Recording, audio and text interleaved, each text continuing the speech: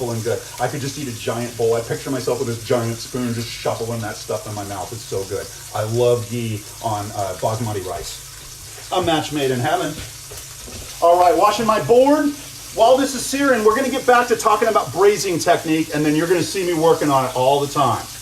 Yeah, Michael Spitzer makes some ghee. There you go. Good stuff.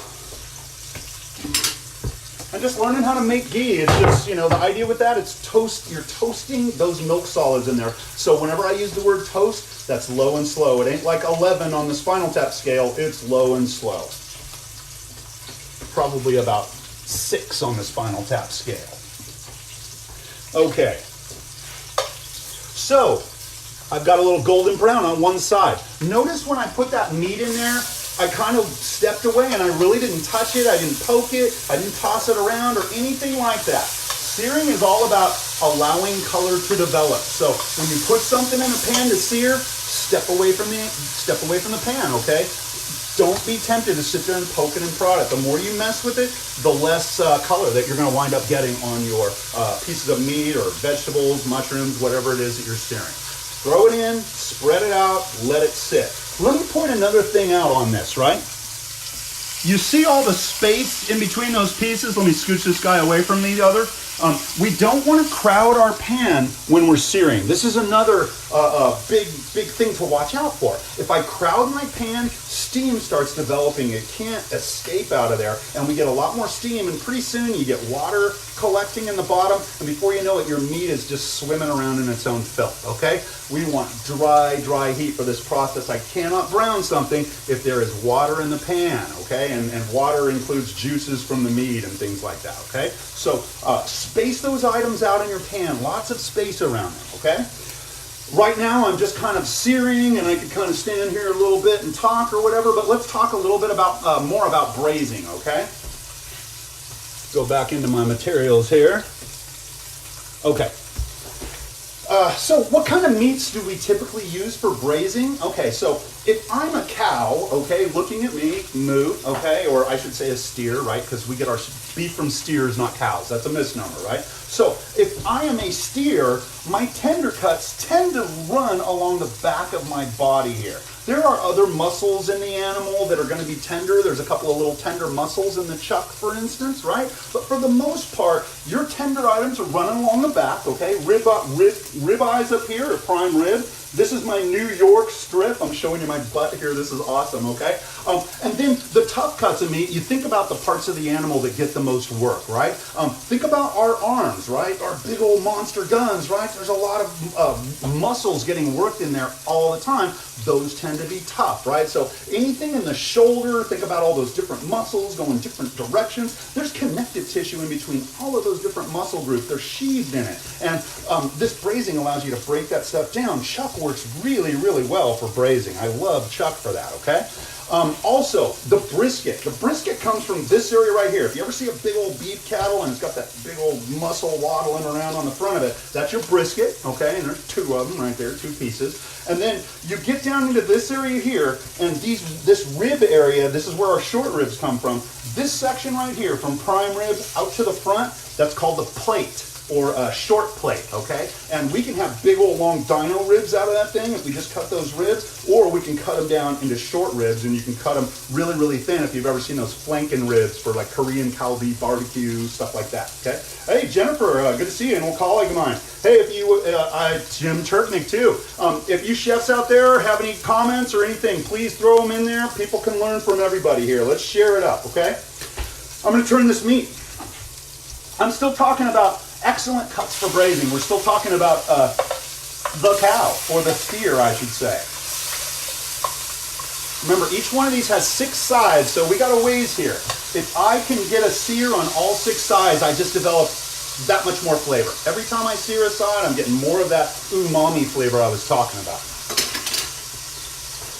Okay, so we are searing, we're still talking about meat, right? I'm kind of into this area down here, and this area here can be pretty tough too. You've got like that flat meat, like bavette and flank steak. Flanks are kind of right here. All of those cuts tend to be kind of tough. But the flat meat tends to have a big grain in it, and if we can cut across the grain, so those fibers are shortened into little teeny fibers, then it tends to be pretty tough, pretty tender, I should say, right? So these tough cuts, depending on how we cut them, can be pretty darn tender just throwing them on a grill or something. But that and flank steaks and things like that. Skirt steak's another one of those flat meats, okay? And then we get into the back leg, which on a sear is called a round, okay? That entire back leg, when we worked in the hotels, Ms. Jennifer probably saw a couple of these rolling out, okay? We would call those barons of beef, or we would call them steamship rounds, a whole back leg of a cow. They work pretty nice for roasting if you keep them about medium rare, but one thing about the round is there's not a lot of that connective tissue and not a lot of small muscles, right? And so it's just these giant muscle groups with like little to no marbling in them, no connective tissue. That's kind of a tough cut, and because it doesn't have that connective tissue, you can braise it, but in my opinion, it tends to come out kind of dry. The only real classic braise that I know of really is German sauerbraten. They use beef round for that, and they marinate it in a ton of red wine and cook it in red wine and everything, so it kind of makes a little something out of it. But otherwise, not so fond with the round for braising, even though it is kind of a tough cut, okay? My favorites are probably short ribs, what we're doing right now. When I cut into a short rib, earlier I was talking about how the collagen in there will start breaking down and softening, right? And when that happens, I can cut into a short rib. And you know how you see marbling in meat of fat, right? You see the fat marbling in there? When I cut into a short rib, you can see marbling of gelatin in there, of connective tissue that is converted to gelatin. You can just see it in there, and it's all just so rich and awesome looking. I love it, okay? So let me turn these guys again. I've kind of turned it down. I'm going to trick it back up. It's kind of not as loud as it was.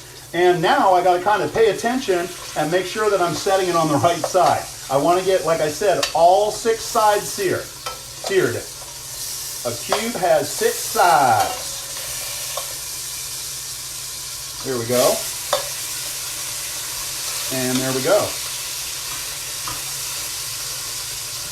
We'll take another look. You can kind of see the color here, I hope. Let me give you a little light. That was all the light I had. So really, really nice color here. Beautiful stuff. That's going to yield a ton of flavor. Again, the more searing I get, you don't want to char the stuff, right? But the more golden brown, delicious searing I get, the more golden brown, delicious flavor I'm getting in the finished braise or stew, okay? Okay, they're still rolling along. I'm kind of done talking about cows. Oh, last cut, the shanks, okay? Foreshank, hind shank, okay? Really, really tough, lots of connective tissue, but when they cook up, they are awesome. That's another one of my favorite braising cuts. One of those things that back in the day, the royalty didn't want anything to do with that thing. It was so tough, but we figured out how to make it super, super delicious and tender, right, with this braising technique. So, awesome stuff. That's still rolling along. All right. Let's see, when we're braising poultry, we have basically leg meat and thigh meat, and then we have breast meat on a chicken, okay? With the leg and thigh meat, those braise up beautifully. In fact, chickens walking around, that's probably the most tough cut that a chicken has. If you get a free-range chicken, they're more like a stewing chicken, and they are a little bit tough, and you would definitely probably want to braise the legs on one of those, right? Breast meat does not braise well. And I should also mention, like those tender cuts back here, prime rib and New York, that stuff doesn't braise up well because after a while you're cooking it so much, it's just losing its moisture that you normally want with cuts like that. And so we tend to not braise off those tender cuts. Also, they fall apart. Imagine cooking a beef tenderloin for 3 hours. It's just going to turn into dust in your pan, right? It's already too tender, right? So some cuts are just not made for this braising process at all, okay? Let's see, so we're still searing. Oh, I was talking about chickens. Whenever I'm doing a braised chicken, like a coq au vin is the classic, French braised chicken dish. Chicken in wine, coq au vin. When we braise that, what I'll do is I'll start out by searing all the parts, and then I set the breasts aside. They're still raw, okay? I take the leg meat and the thigh meat, and I'll braise with that and all of that wine and everything. Coq au vin's got bacon in it and pearl onions and things. All of that stuff cooks together until the legs are just falling apart. About 10 minutes before I'm done, I'll take those seared breasts, I add them to the pot, and after about 8 or 10 minutes, they're cooked through and through now, and then I kind of adjust my seasoning and sauce and all of that good stuff, and now the breasts aren't dried out, but the thighs are super tender and it all works together. So with poultry, because of these different types of mussels, you're gonna want to treat those different types of mussels separately, but you can still incorporate them all into one dish, okay? Jeremy, good to see you, sir. All right, let me, let's see. Braising and stewing, the difference between, I'll talk while I turn, okay? Braising tends to talk about larger sizes of meat, okay? I mentioned pot roast earlier, you know, take a whole beef brisket and make a pot roast out of that thing. That's braising, okay? So it's either a large piece of meat like a roast, or it's one portion of meat. Like I mentioned, those shanks, okay? Lamb shank is one of those single portion items where you cook that off. I would consider that a braise. Stewing, on the other hand, tends to be concoctions where it's a bunch of little pieces of meat, like chili. Chili's a braise, by the way. It's usually a tough cut of meat, and we stew it until it's falling apart in your mouth. Esteban good to see you, sir. Hope you're good down there in LA. Former student. All right, I think we're on our last side here. Getting some color. And again, folks, I'm kind of watching comments, so if you got questions or something, shout it out. Let's see, that last part was a great tip. Hey, thanks, Jeremy. What a nice guy. What a super dude. Okay.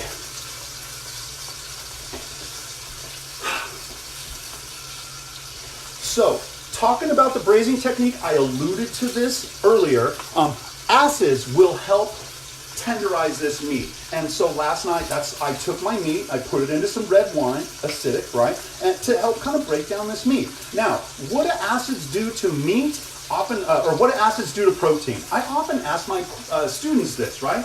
What do acids do to protein? And most students will say, oh, they break them down, right? But that's actually not correct. Acids actually denature proteins or firm them up. Think about lime juice on raw scallops. What do you get? Ceviche. People often say, oh, it's cooked in the acid, right? Well, no, it's more like cured in the acid. But basically, that acid is working on those proteins, firming them up, right? What acids do in the braising process to tender, they're not breaking down the actual meat part, they're breaking down that collagen in there, those connective tissues. And that, again, helps yield more gelatin in the dish, more richness, more flavor, okay? What type of red wine? Doesn't matter. You know, my standard answer for that question, by the way, thank you, Melissa, for throwing that out there. This is awesome. I like this interactive stuff, okay? So, red wine, doesn't matter. What I tend to say is, you can use any red wine as long as, you know, it's appropriate to the dish. I don't want to use, you know, necessarily port wine with this. Port's very, very sweet, and I'm going to wind up with dessert meat here or something, right?